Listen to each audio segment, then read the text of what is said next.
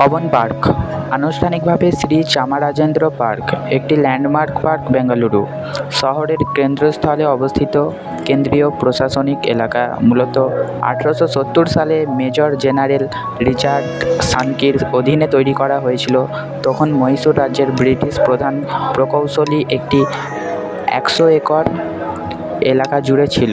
পরবর্তীতে সম্প্রসারণের কারণে হয়েছে এবং পার্কের এলাকা এখন 300 একর বলে জানা গেছে।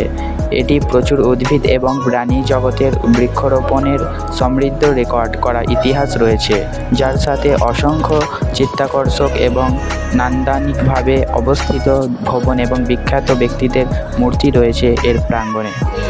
এই পাবলিক পার্কটি প্রথম নামকরণ করা হয়েছিল মিডস পার্ক 1870 সালে মহীশূরের ভারপ্রাপ্ত কমিশনার স্যার জন মিডের নামে এবং পরবর্তীকালে দীর্ঘতম কর্মরত কমিশনারের নামে কবন পার্ক হিসাবে নামকরণ করা হয়েছিল।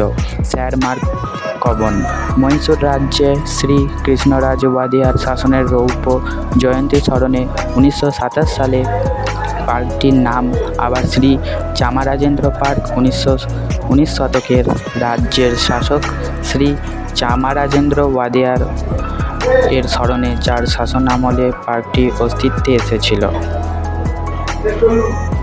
এরপরে ভিউয়ার্স আপনাদেরকে এখান থেকে নিয়ে যাব বেঙ্গালুরুর বিধানসভা।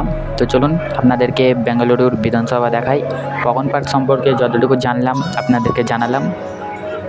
মহীশূর রাজকীয় রাজ্যের আইনসভার দুটি ঘর, বিধানসভা এবং বিধান পরিষদ, যথাক্রমে 1881 এবং 1907 সালে প্রতিষ্ঠিত হয়েছিল। 2 কক্ষের অধিবেশন মহীশূরে অনুষ্ঠিত হয় এবং বেঙ্গালুরু টাউন হলে যৌথ অধিবেশন অনুষ্ঠিত হয় 15ই আগস্ট 1947-এ ভারতের স্বাধীনতার পরে।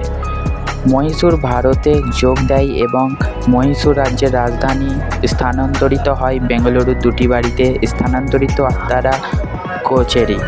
কবন পার্কে একটি ব্রিটিশ নির্মিত বিল্ডিং, যা আবাসস্থল ছিল মহীশূর হাইকোর্ট।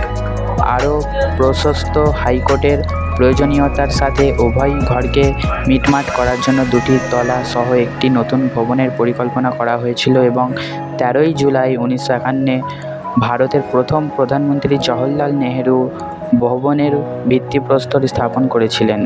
কেঙ্গাল হনুমন্তাইয়া, যিনি 1952 সালের নির্বাচনের পরে মহীশূরের মুখ্যমন্ত্রী হিসাবে নির্বাচিত হয়েছিলেন, পরিকল্পনাটি সংশোধন করেছিলেন। নতুন পরিকল্পনায় একই ভবনে অন্যান্য সরকারি অফিস, আর্কাইভ, একটি গ্রন্থাগার এবং একটি ব্যাঙ্কোয়েট হল থাকার অন্তর্ভুক্ত ছিল, যেখানে শিল্প উপাদান যোগ করা হয়েছিল, যা মহীশূর রাজ্যের ঐতিহাসকে উপস্থাপন করে।